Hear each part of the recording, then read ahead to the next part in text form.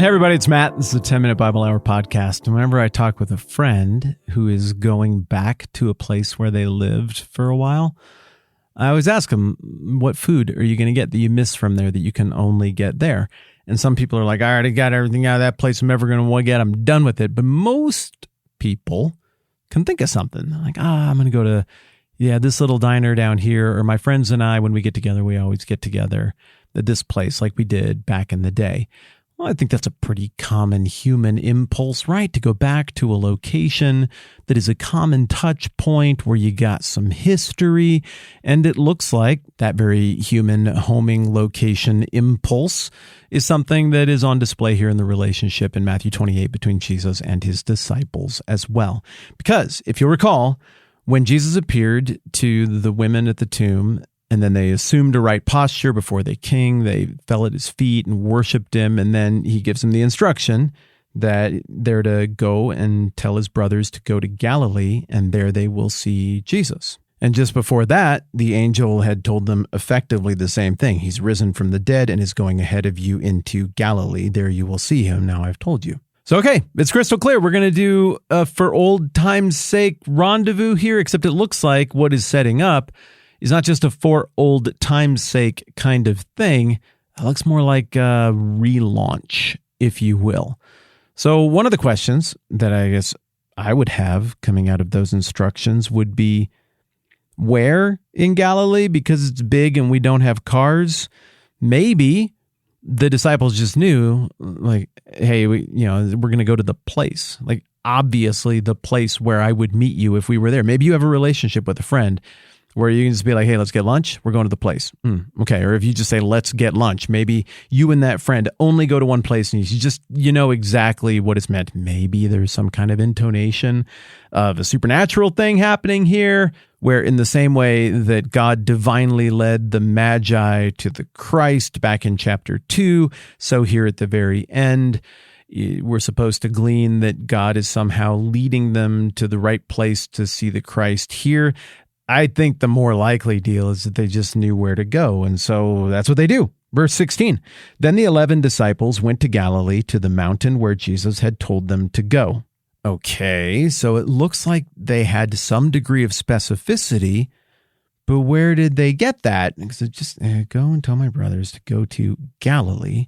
There they will see me. There's nothing specific there. Quick side note, you notice that there were 11 disciples now, because obviously Judas is dead and out of the equation at this point, and Matthias, the replacement who comes along in Acts, he is not there yet. And so they go to this mountain, and I can picture the scene before we even try to think about what mountain this would be or what would be like their old stomping ground, their old hangout, which we are going to do. But I can picture the scene, right? How many of these sequences that we've seen unfold throughout the book of Matthew have felt like they were unfolding around a campfire? Where else are they, right? They're not in an inn. They're somewhere out along the way on the road. I assume they did a lot of camping. I think of chapter 15 and the big road trip up north that took them near Caesarea Philippi and the Decapolis and would have taken them to some very different topography. We've got tradition up there. The confession of Christ happened in a certain spot. And if it did happen there, then I guess that would have been a camping trip. So it looks like the text is cool with vaguely framing a similar scene here. How much of this really important heart-to-heart stuff happened in nature, surrounded by this circle of trust, before it all got interrupted by politics and the religious leaders and the buildings and the hustle and the bustle and the social pressure and the crowds and the yelling and the stabbing and all of the stuff that happened in Jerusalem. We're back to something simpler here, something pastoral and something familiar. There's that book that came out a while back. I don't know how true it is or how reliable it is, but it's like the 5 love languages. Is it 5? Maybe it's 5. I don't know. Gifts, saying nice stuff, time, touch. What am I forgetting? I never read the book, but I think this is just something you're supposed to know automatically. This is probably why I'm a monster and no one loves me. I don't know what the 5th thing is, and it's probably the thing that all of you need.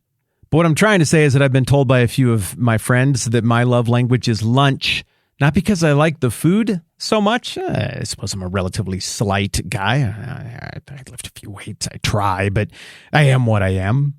No, it's not about hogging down a bunch of food. It's about buying a ticket to a deep dive conversation with somebody I care about. I want to sit across from this person and not talk with anyone else right now.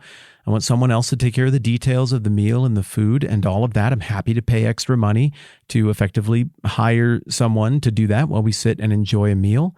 I want to sit for as long as it takes, and I want to work through an idea. I want to talk. I want to listen. I want to know. I want to be known. It's a very familiar rhythm for me. And a lot of the most meaningful things that have ever been said to me or that I've ever had the opportunity to say to someone else have happened over food, and often in that one-on-one lunch kind of environment, usually in some kind of booth. You got to get the booth and not the table. And if it's a kind of restaurant where they got a light that hangs down and illuminates each table individually with some pleasant noise cover, and I can sit facing the door because I got to sit facing the door, then it's probably going to be a great time. Likewise, I think what Jesus is setting up here is such a welcome relief, such a welcome return to something familiar for these guys. Profound things have happened here, and this is their love language. This is their conversational language. I felt a little gross saying that, but I'm just going to keep it and we're going to roll with it. Maybe the guys don't know exactly what to expect with this trip that they are making to go and spend time with Jesus in Galilee. Maybe some of them imagine that we're just going to pick up where we left off. We'll do another 3 years just like we did before. Maybe some of them, heck, maybe all of them, given the next verse, when they saw him, they worshiped him, but some doubted. Maybe they were doubting as well, and they weren't even sure if they were interacting with a real person. I mean, this would kind of mess with you. I don't know what the range of emotions were, but what I do know is it looks like Jesus has strategically picked a place that is familiar, that is away from the hubbub, that is going to smell like a place everybody is familiar with, where the days are going to age in a way that everybody feels familiar with. The food is going to be familiar. And here, he is going to ultimately commission them toward the thing that is going to define the rest of their lives and everything about their legacy. There aren't many household names from the 1st century AD outside of this story. But all of these guys are about to be commissioned to do something that is going to make them household names forever and ever and ever. But even that isn't the ultimate point. They're being commissioned to play an unprecedented, pivotal, vital role in the unfolding and in the building of the kingdom of which they are citizens. What a privilege. I want to talk more about that mountain tomorrow. We'll see if we get through that and some other stuff.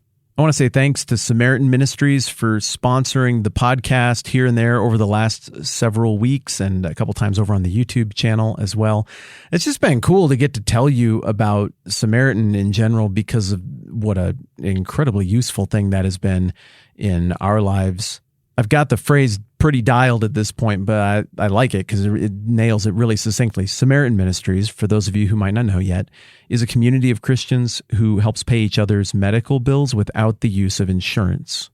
We use this. It has worked wonderfully for us. We've saved a ton of money in terms of what our monthly share costs. And you'll notice that language, monthly share, that is a little different. It might be a little bit foreign. But it's reflective of the reality of the situation. The way Samaritan works is if you have a need that comes up, you get whatever medical attention or healthcare you need, then you submit that to Samaritans, and they have other members of the community send you their monthly share so that then you can pay those bills. I love the execution of it, but I also love the philosophy behind it, and I love the way it serves as a constructive proposal for what is a very overwrought, overcomplicated, complex problem. That being the cost of healthcare and getting the healthcare you want that has not been easily addressed in my country. I think this is a great solution, and I'd be really grateful if you'd go and see if it might be for you as well. You can check out SamaritanMinistries.org/TMBH to find out more. Again, that's SamaritanMinistries.org/TMBH. More about meeting up in Galilee next time around. I'm Matt. This is the 10-Minute Bible Hour podcast. Let's do this again soon.